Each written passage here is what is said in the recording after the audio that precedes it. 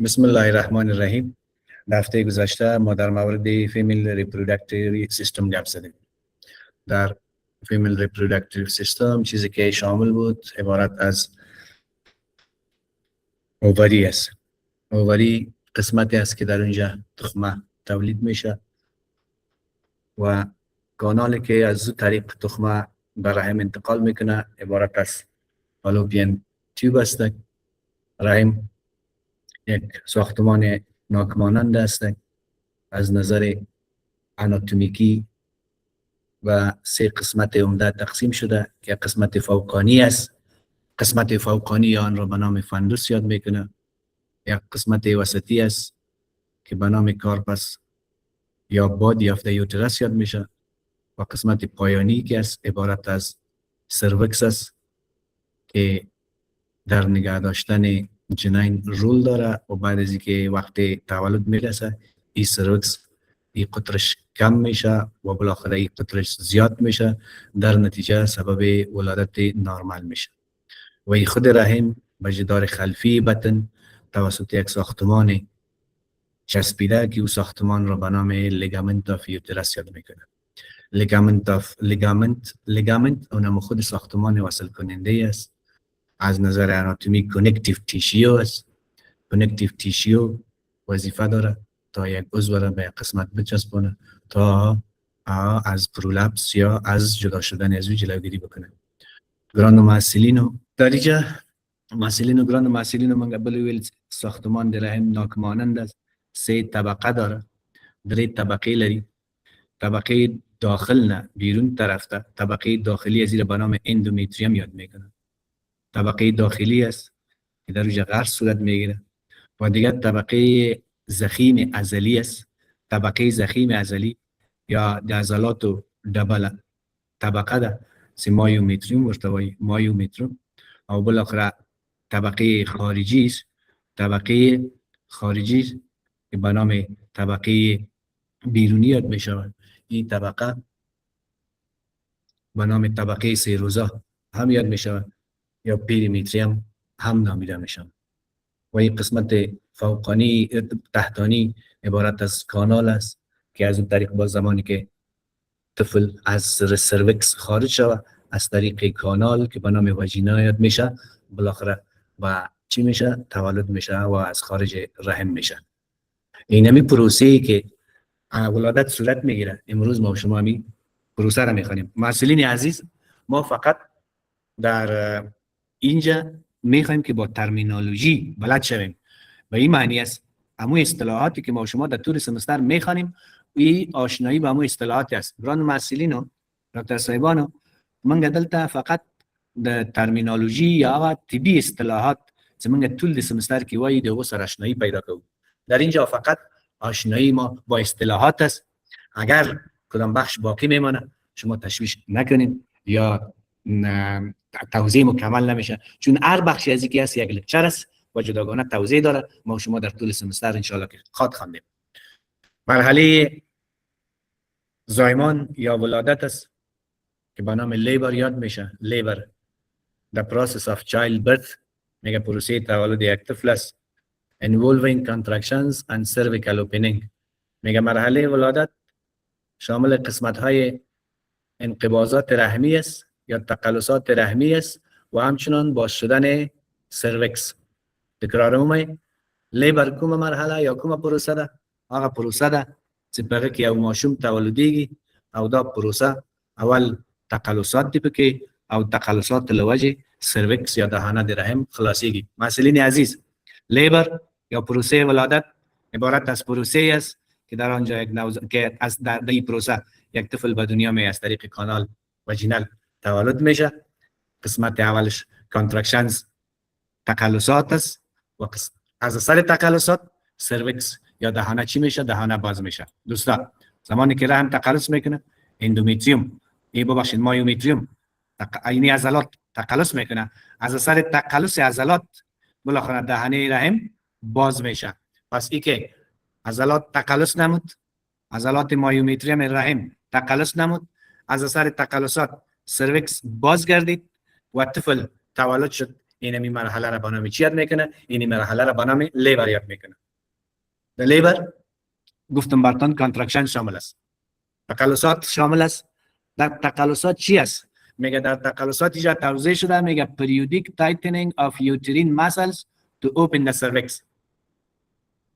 میگه اینی کانترکشن یا انقباضات یا تقلصات رحمی ای در حقیقت حرکات عضلات رحم است که به شکل دوره‌ای، حرکات عضلات رحم به شکل دوره‌ای که سبب باز شدن سرویکس یا دهانه چی میشه؟ رحمی میشه and push the baby و طفل را به طرف بیرون میراند. اینی مرحله را به نام کانترکشن یا اینی عملیه را کانترکشن یا انقباض میگن، تقلص میگن.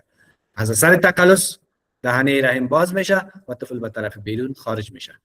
این حال وقتی که اینمی تقلصات با وجود میآید، دکتر مربوطه ای باید یک علامه را ببینه که با کمک اونمو علامه بفهمه که تقلصات شروع شده و ولادت در راست. پس اینیش یک اصطلاح دیگه است که با نام شو یاد میشه. شو تعریفی بی و دیوینی او بلغم گد میخوان. زمانی که تقلص شروع میشه، کلاس تقلصونه شروع کیږي، دلته یک مقدار خون یا یک نشان یا لکه مخاطی از طریق محبل چی میشه؟ خارج میشه که در روز قابله یا دکتر مربوطه ایره میفهمه که ولادت در راست، چون از اثر تقلصات چون یک مقدار درد پیدا میشه و مادر میگه که درد دارم و بالاخره تقلصات از اثر تقلصات یک مقدار خون خارج میشه و قابله یا دکتر مربوطه میفهمه که پروسه ولادت نزدیک است. این شو چی است؟ شو نمایش میگه، مادریش توضیح شده، میگه بلادی شو، نمایش خون است.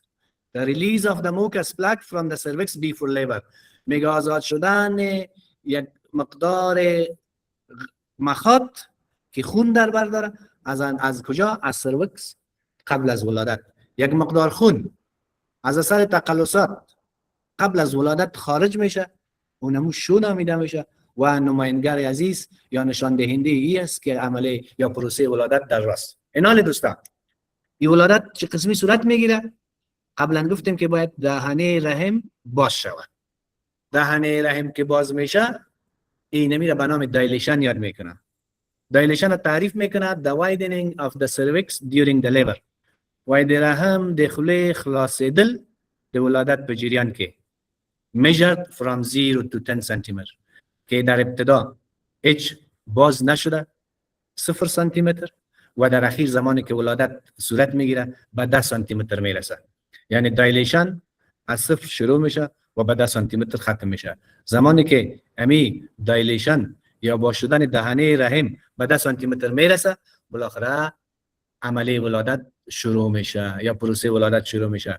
دایلیشن از چند سانتیمتر تا چند سانتیمتر؟ از 0 تا 10 سانتیمتر چی میشه؟ اندازه میشه. ایناله دوستان، وقتی که اینمی دایلیشن صورت میگیره، اینمی قسمت سرویکس زخیم است. من دوباره عکسش براتون میارم. اینی قسمت ببینین اینی چقدر ضخامت داره. اینه از اینجا تا به اینجا اگر در نظر بگیریم فرض بکنیم 2 سانتیمتر یا 3 سانتیمتر. دایلیشن خویی است که قسمی ارزن باز شود، ولی اینی قسمت هم باید نازک شود، زخیم شود، چی شود؟ نازک شود. اینی ضخامت از بین بره. از اثر تقلصات بر علاوه ای که اینی دهانه رحم به طرف راست و به طرف چپ باز میشه، ارزانی اینی قسمت هم نازک میشه. نازک شدن اینی قسمت را در چی؟ در طبابت یا در امی گاینکولوژی ایره به نام ایفیسمنت میگه. ایفیسمنت. این تصویر بعدی را ببینید دوستان. اینجا ببینید ایفیسمنت 0% است. هیچ از اینمی ضخامت کم نشده. اینی ضخامت که تا وجینه آمده، ضخامت هیچ کم نشده. اما در اینجا 50% ایفیس شده. اینی ضخامت ببینید مکمل نصف شده. هرگاه اینی دهانه رحم از اثر تقلصات ضخامت دهانه رحم که کم میشه، اینمی حالت ایفیسمنت میگه. اینجا هیچ ایفیسمنت صورت نگرفته، اینجا 50% ایفیسمنت صورت گرفته و در اینجا ببینید که اونمو ضخامتی که در اینجا فرض بکنید که در اینجا 4 سانتیمتر بود، اینجا 2 سانتیمتر شده. اینجا بیخی اینمی ایفیسمنت چی شده؟ ایفیسمنت از بین رفته. و اینی دایلیشن، این قدر دهانه رحم باز شده 2 سانتیمتر است. اینجا 5 سانتیمتر دهانه رحم باز شده. سرویکس سالمی نمی دوستا. اینجا 8 سانتیمتر دهانه رحم باز شده. اینی که معلوم میشه دوستا اینی اسکال است یا چی است یا راس جنین است. و اینجا که است 10 سانتیمتر اینی مرحله است. پس اینی دایلیشن است و اینی هم ایفیسمنت است. پس دوباره میایم در قبلی اینی تصویر ببینید شما. دایلیشن ارزن اینی قسمت چی میشه؟ توسع پیدا میکنه و دیفیسمنت اینی ضخامت دهنه رحم کم میشه. صفر دیفیسمنت از ضخامت هیچ کم نشده. 50% نصف ضخامت کم شده و 100% مکمل ضخامت از بین رفته. در نتیجه سبب چی میشه؟ اینجا ضخامت از بین نرفته. اینجا ضخامت دیفیسمنت 50% و اینجا ضخامت چند فیصد؟ 100% ضخامت از بین رفته. دایلیشن هم 10% و 10 سانتی متر. طفل آماده چی است؟ آماده برآمدن. پس برمیگردیم دایلیشن دیفیسمنت شد. اینوالیشن است. بعد از اینکه طفل تولد شد باید رحم به حالت اولی خود برگرده. برگشت رحم به حالت اولی خود او را به نام اینوالیشن یاد میکنه. میگه بیرته خپل اصل حالت در رحم را گرزیدل، این را به نام اینوالیشن یاد میکنه. مسئولین عزیز، ما در اینجا چند اصطلاح را خواندیم. لیبر، پروسه ولادت. کانترکشن، حرکات عضلات رحم که سبب باز شدن سرویکس و کم شدن ایفیسمنت یا سبب ایفیسمنت میشه، این میره کانترکشن میگه. حرکات است. کانترکشن حرکات است یا تقلصات است، انقباضات رحم است که از اثر تقلصات عضلات رحمی سرویکس باز میشه. از اثر تقلصات یک مقدار خون به وجود میاد، بیرون میشه. این شو میگه رحم دهنه رحم باز میشه، دایلیشن میگه و اونمو دهنه رحم که اصلا ضخامتش کم میشه او را به نام ایفیسمنت یاد میکنه. یعنی سه یا 4 اصطلاحی هست که در هنگام ولادت چی میشه؟ دیده میشه یا به وجود میاد. ان شاء الله فهمیده میشه؟ بله دکتر، تشکر بسیار زیاد فهمیدیم. مسئولین اما یک شواز کنیم که صدر خدا نبکش. بله استاد فهمیدیم. بیخی درست است؟ کاملا درست است، فهمیده شد. جانتان جور باشه. بریم بخیر به سلاید بعدی. اینمی ایفیسمنت است. ایفیسمنت اگر در امتحان سوال آمد فقط چی میگین؟ کم شدن ایفیسمنت، کم شدن ضخامت سرویکس. و دایلیشن چی است؟ بزرگ شدن عنق رحم یا بزرگ شدن یا وسیع شدن عنق رحم. در ایفیسمنت ضخامت دهنه رحم کم میشه، در دایلیشن عنق باز میشه. باز شدن عنق از 0 سانتی متر تا 10 سانتی متر دایلیشن و کم شدن ضخامت ایفیسمنت. سلاید بعدی. ګرانو محصلینو، نو کله چې یو ماشوم پیدا کیږي باید هغه پرده چې ماشوم پکې پټ ده او له اوبو ډکه ده، موږ او تاسو یو شی ویلی و امنیوتیک ساک یا کڅوړه یا پرده یا کیسه. یک کیسه است. یادتان اگر باشه در لکچر قبلی خوانده بودیم یک کیسه است از 2 غشا ساخته شده. در بین از دو غشا یک مقدار مایع یا آب وجود داره که او آب را به نام مایع امنیوتیک یاد میکنه و او مایع امنیوتیک سبب میشه که طفل آزادانه حرکت بکنه و طفل تغذیه شوه و از پرولپس کورد جلوگیری کرده بتونه. اینال قبل از ولادت باید امی غشا پاره شوه.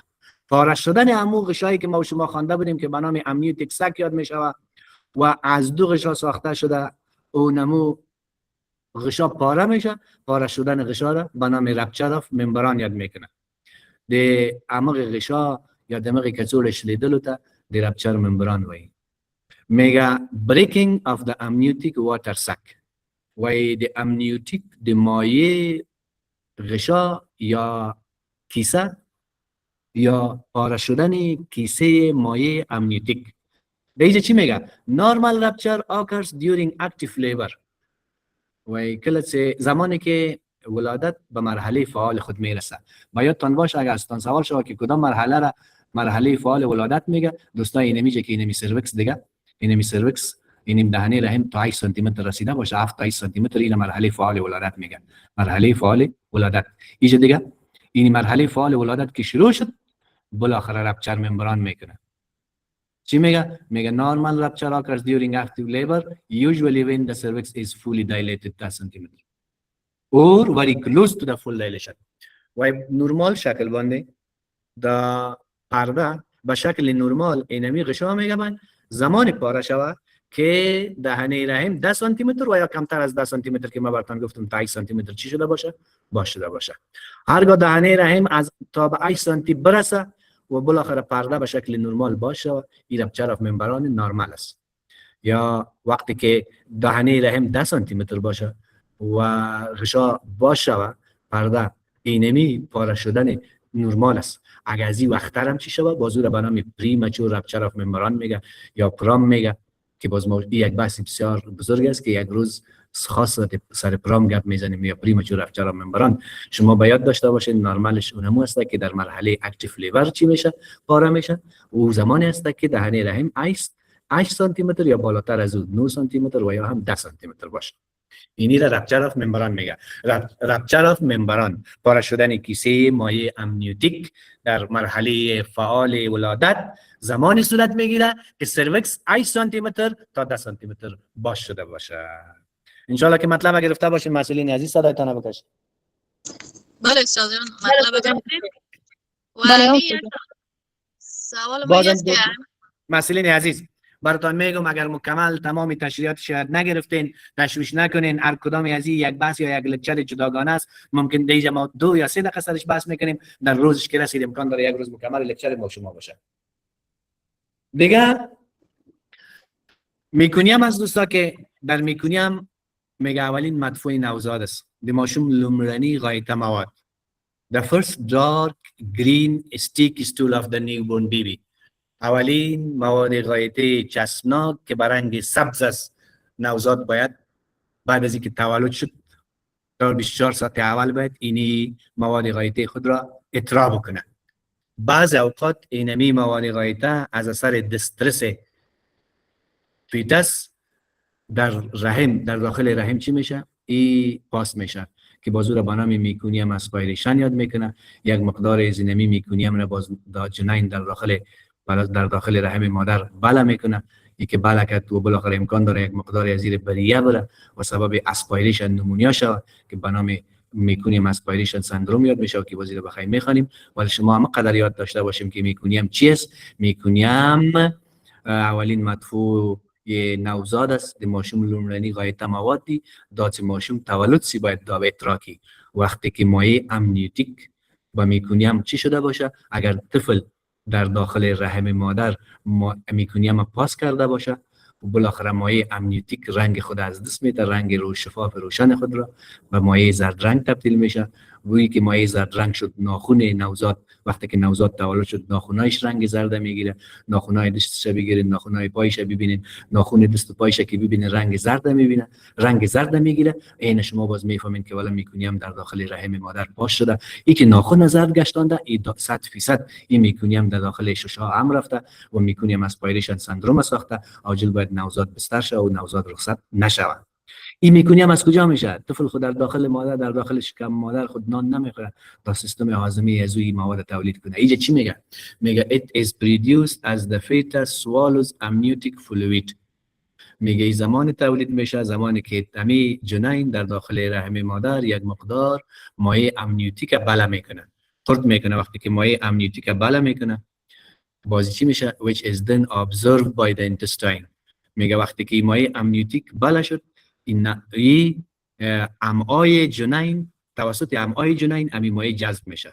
مایع امنیوتیک ای که جذب شد کلش جذب نمیشد از اثر فشار آسموتیک یا عملی دیفیوژن یا اسموسیس که تنها مولکول های کوچک در اجازه عبور داره. تنها مایع و یا مواد چیش مواد مهمش جذب میشه. مواد اضافیش که قطرش بزرگتر باشه موادی که قطرش بزرگتر باشه او جذب نمیشه. وقتی که جذب نشد میگه او در امعا جذب میشه به شکل یک مواد اضافی که امکان داره این حجرات جلد باشه یک مقدار موی باشه و مخاط باشه و صفرا باشه. اینمی مخلوط حجرات جلد یا سکن سل یک مقدار مو و یک مقدار مخاط و یک مقدار صفرا این با هم یک جا میشه و بالاخره میکونیم هم میسازن. دوستان دیگه در مرحله ولادت یا زایمان این طفل که از رحم به کانال بیرونی خارج میشه یک سلسله مراحل هست که این به نام استیشن و کراونینگ یاد میکنه. استیشن و کراونینگ اینمی هدف اصطلاحات استیشن و کراونینگ است که راس جنین از طرف رحم به طرف کانال یا وجینا در حرکت باشه. در شما در این سلاید قبلی متوجه شوید دوستان. در این سلاید در اینجا در پایینتر رحم اینجا دو دانه استخوان است که به نام سیمپلس پوبیس یاد می شود یا استخوان های لگن خاصری است که یکی به دیگه چسبیدن. یکی به دیگه چسبیده. این استخوان‌های لگن خاصری که به یکی دیگه چسبیده در این قسمت کاش ما یک عکس آوردم، متاسفانه عکس آوردم، مثلا در لکچر بعدی عکسش براتون میارم. این استخوان‌ها با هم چسبیده. اگر اینمی راس طفل بالاتر از این استخوان‌ها باشه، این میگه استیشن چی است؟ استیشن منفی است. استیشن منفی است. مثلا قابله یا متخصص پرسان میکنه از قابله که عملیه ولادت یا پروسه ولادت تا کجا رسید، استیشن چی است؟ استیشن مثبت است یا منفی است؟ استیشن منفی 2 منفی 1 و 0 یا مثبت 1 و مثبت 2 نمره میگیره مثبت 3. اگر گفت که استیشن منفی است، به این معنی که راس جنین تا هنوز از اونمو دو استخوان یا سمپوسکوپیس بیرون نبرآمد. و گفت که استیشن مثبت است، به این معنی که سر راس جنین از همون دو استخوان بیرون برآمده و بالاخره راس جنین که در اینجا براتون گفتم در اسلاید این استخوان‌های راس معلوم میشه. اینجا ببینید اینجا این استخوان این استخوان‌های راس است. اینی که استخوان‌های راس معلوم شود یا به شکل تاج معلوم شود، این میره باز کراونینگ میگه که بازی اصطلاح رو ما شما میخوانیم. استیشن خب حرکت بود، بالاتر از اون استخوان استیشنش منفی، پایینتر از اون استخوان استیشنش مثبت است. و این که اون راس جنین معلوم شود، راس جنین بازور چی میگه؟ میگه ظاهر شدن کامل سر جنین، کراونینگ که به شکل تاج معلوم میشه. اینجا چی میگه به انگلیسی؟ the stage where the baby's head stays visible at the vaginal opening. میگه زمانی که راس جنین در کجا قابل دید باشه، در کانال واژینا قابل دید باشه، اونمو استکینی حالت را به نام چی میکنه؟ به نام کراونینگ یاد میکنه. دوستا در اینجا ببینید stage of the labor. ولادت 4 مرحله داره. مسئولین عزیز هستین؟ بله. سلامت باشین، متوجه باشین. ولادت میگه 4 مرحله داره. مرحله اولش این است که مرحله دایلیشن است. استیج 1 است یا فرست استیج اف د لیبر، مرحله دایلیشن است که از 0 شروع میشه و به 10 سانتی متر ختم میشه. اگر هرگاه میگه اون رحم تا 3 سانتی متر باز شده باشه، میگه این لاتن فیز میگه یا مرحله یا فاز چی میگه؟ فاز مخفی میگه. فاز مخفی. در اینجا چی میگه؟ میگه مایلد ایرگولار کانترکشنز. میگه در اینجا تقلصات موجود است ولی چی است؟ مایلد، کم است و غیر منظم است. خفیف است، کم است، غیر تقلصات کم است، غیر منظم است. میگه هرگاه امی دایلیشن از 4 تا 7 سانتی متر دهنه رحم یا عنق عنق رحم تا 4 تا 7 سانتی متر باز شده باشه، این را اکتیو فیز میگه. میگه اینجا تقلصات که است رگولار منظم هم است، استرانگ قوی هم است و بالاخره 8 تا 10 سانتی متر اینی رو میگه ترانزیشن فیز است. ترانزیشن فیز مرحله چی است؟ یا فاز انتقال است که جنین دیگه از رحم و بیرون به طرف واژینا حرکت میکنه. میگه تقلصات تیزی وری استرانگ است، وری استرانگ است. مر استیج 1 ولادت فقط هم قدر بگید استیج دایلیشن است. دایلیشن در کدام استیج ولادت شامل است؟ استیج 1. استیج 2 چی است؟ یا سکند استیج. میگه descent of the fetus, delivery of baby. این که جنین از کانال بیرون میشه و طفل تولد میشه. تولد طفل مرحله 2. مرحله 3 چی است؟ در مرحله 3 میگه پلاسنتا بیرون میشه. پلاسنتا بیرون میشه، مرحله 3 است. و مرحله 4 چی است؟ در مرحله 4 میگه یا ساعت اول الا دوم بعد از ولادت مرحله 4 است. دیگه مادر شما میبینین، ارزیابی میکنین، خونریزی نداشته باشه و تقلصاتش میبینین. یک بار دیگه تکرار میکنم. مسئولین محترم و دکتر صاحبان و ولادت 4 مرحله لري. اول مرحله دایلیشن کې ده، دویم مرحله د ماشوم زیږیدنه ده، دریم مرحله پلاسنتا ده او څلورم مرحله یو د 2 ساعت بعد له ولادت ده چې مور به ګوري ارزیابي کوي او ماشوم تبع هم د حالت کې شیدې ورکوي د مرحله اول ولادت، مرحله 4 د ولادت کې. مسئولین عزیز ولادت 4 مرحله داره. مرحله اولش در دایلیشن است، مرحله دومش تولد طفل است که از کانال بیرون میشه، مرحله 3 است که پلاسنتا خارج میشه و مرحله 4 است مرحله ارزیابی مادر است و اینمی وقت است که شما با مادر طفل پیش مادر میبرین، طفل سر سینه مادر مندازین که او را کانگرو مادر کیر میگه. این یک طریقی است که از چی جلوگیری میکنه؟ از ضایع شدن حرارت نوزاد جلوگیری میکنه. سلاید بعدی پرزنتیشن. مسئولین عزیز وقتی که یک طفل در داخل رحم مادر باشه، این یکی از این 3 حالتهای زایل قرار داشته میباشه. اینه خوبترینش اولیست که هیچ وقت با مشکل مواجه، ضرورت به سیزارین سکشن نداره، و طفل به شکل نرمال تولد میشه. این سفالیک میگه. سفالیک پرزنتیشن هرگاه راس جنین به طرف سروکس باشه، این سفالیک میگه. هرگاه قسمت سفلی چی سورین باشه چی پای باشه، چی سورین باشه و چی هم پای باشه به طرف چی باشه؟ به طرف سرویکس باشه. این به نام بریج پرزنتیشن یاد میکنه، به نام بریج پرزنتیشن. و هرگاه طفل به شکل ارزانی باشه، راسش به طرف چپ و پایش به طرف راست، یا سرش به طرف راست، راسش به طرف راست و پایش به طرف چپ باشه، این ترانسورس میگه که اینیش هم یک اندازه مشکل از بعض اوقات ضرورت به سیزارین پیدا میکنه. سفالی که اکثرا قابلای ماهر و که زیاد لایق باشه، خوب درس خوانده باشه، در کار عملی خوب متوجه شده باشه، تجربه کافی داشته باشه، لایق باشه. مسئولین عزیز، اگر متوجه شوین در یک صنف اگر فرض بکنیم 20 نفر است ولی 20 نفر کلش اول نمره نیست، کسای اول نمره است که خوب زحمت میکشه. اگر همون 20 نفر یک استاد درس میده، این مکتب هم اگر متوجه شده باشین، در صنف فاکولته هم اگر متوجه شده باشین، 20 نفر از در یک صنف، 30 نفر از در یک صنف، 40 نفر است. ما که درس میخواندیم در پانتون 60 نفر بودیم ولی ما اول نمره نبودیم، کسی دیگه اول نمره بود. دلیل چی بود؟ اونمو کسای اول نمره بودن که خوب درس میخواندن، خوب زحمت میکشیدن. شما متوجه شوید مسئولین عزیز، تنها با یک ساعت آنلاین شما اتکا نکنین، درست درس بخونین، خوب درس بخونین که یک دکتر لایق شما جور شود. اون روزم براتون گفتم در دکتری واسطه نمیچله، شناخت نمیچله، کاکایت، پدرت، مامای در کس که رئیس شفاخانه باشه از تو روابط پرسان نمیکنه، از تو کار پرسان میکنه. میگه در یک شفاخانه هیئت اومده بود از واکسیناتور پرسان کرد که او نمیشناخت که واکسیناتور است. میگه وظیفه چیست؟ گفتم من باید درزاری رئیس هستم. میگه نه وظیفه چیست؟ چی کار میکنی؟ ایناله که هیئت نمیگه که تو کی هستی، پرسان میکنه وظیفه چیست، امروز چقدر کار کردی. مسئولین صدای ما میاد؟ بله استاد جان. فکرتان باشه که واسطه شاید با واسطه چی شوین، شاید با واسطه مقرر شوین ولی با واسطه کار کردن نمیتونین. یک ما کار بکنین، یک مریض از پیشتان خراب شوه، خونریزی زیاد بته، یک مریض از پیشتان یا دو سه مریض از پیشتان ریفر شوه، شفاخانه شما ولادت نته و مردم بترسانه شکی جنری قابلا خوب کار نمیکنه، برین در این شفاخانه برین، قابلاش بسیار لایق است. اینال اگر شما میخواین که مردم صفت تانه بکنه و مریض پیش شما بیاره، مریض ریفر نکنه، مریض به عوض از اینکه نزدیک خانه خود ولادت بده دیگه جای روان نشه، این مربوط به شما میشه. یک قابل بودم لکچرش معرفی ما براتون گفته بودم، یک قابل لایق کسی هست که ولادت به شکل درست انچی کنه، منیج کنه.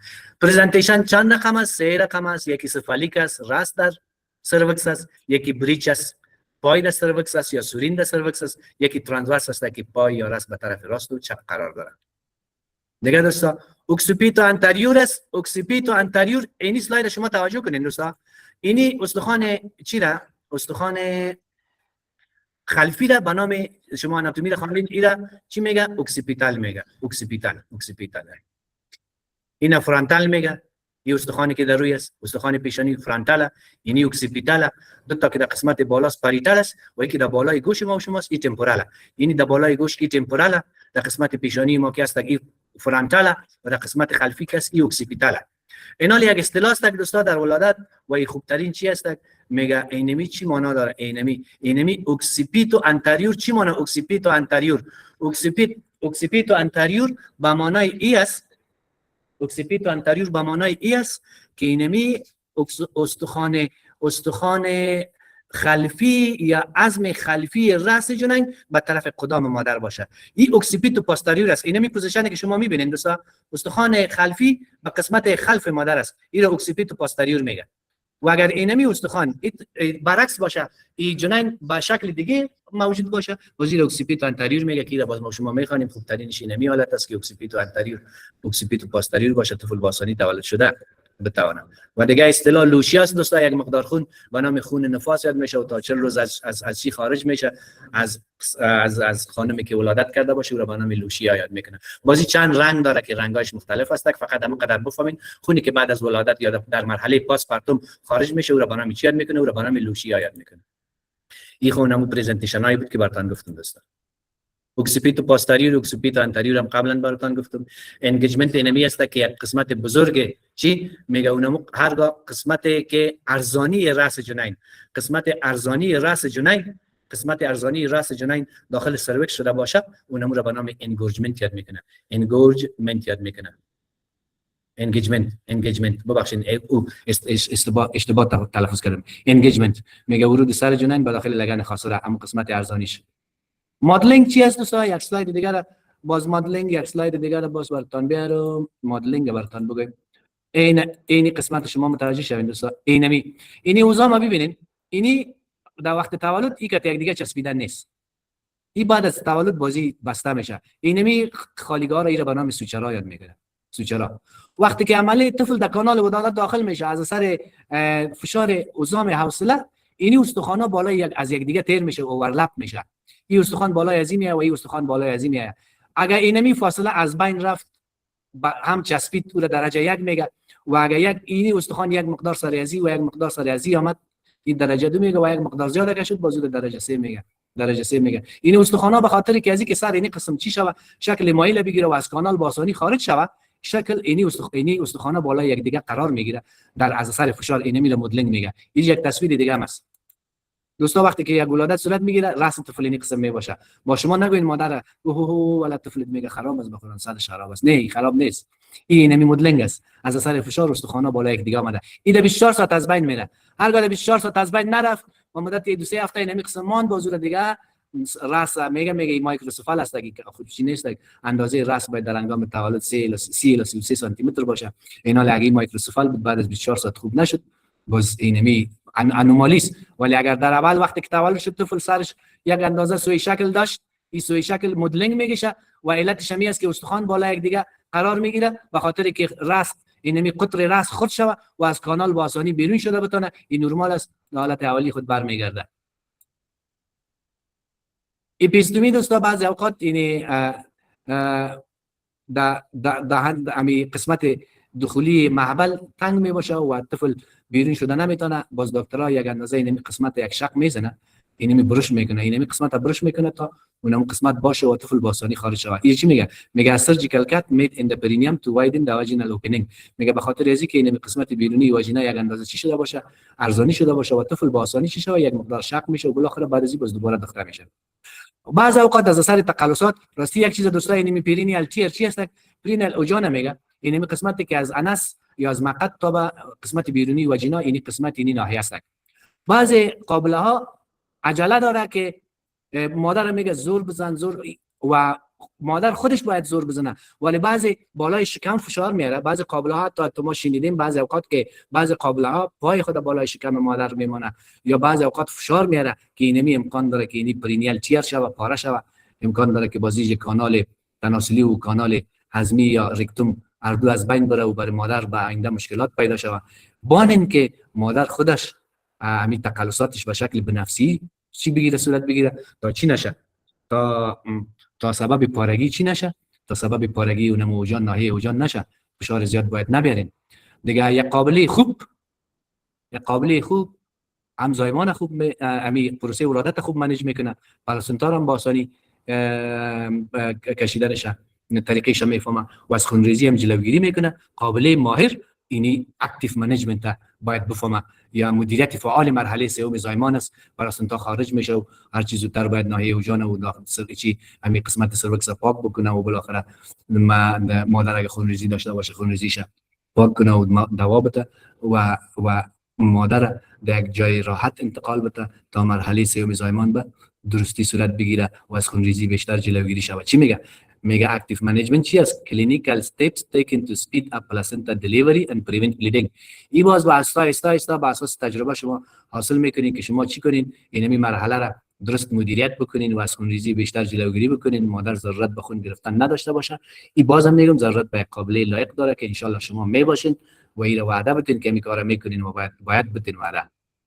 دوستا کلوز سرویکس و دایلیتد سرویکس، اینجا ببینین سرویکس مکمل چی شده؟ دایلیت شده. اینجا ببینین افیسمنت هیچ صورت نگرفته، سرویکس بسته است. اینا وقتی که دایلیشن صورت میگیره، تقلصات صورت میگیره تا اینی چی از بین بره، اینی زخامت از بین رفتن اینمی زخامت را افیسمنت میگه و این که اینی دو قسمت از هم دیگه دور شوه و راس جنین را اجازه عبور بده، این مکمل دایلیشن میگه. این دایلیشن صورت گرفته، اینجا نه دایلیشن صورت گرفته نه افیسمنت. اینجا هم افیسمنت صفر است و هم دایلیشن است. این قسمت باز شده، این قسمت باز شده نه دایلیشن است. این زخامت از بین رفته، این افیسمنت 100% است. دوره شیردهی را دوستا به نام لکتیشن یاد میکنن.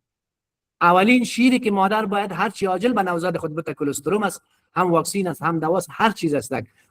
بعضی مادرها اینمی شیر میدوشه کش میکنه توسط شیرکش دور مندازه، این غلط ترین فرهنگ است.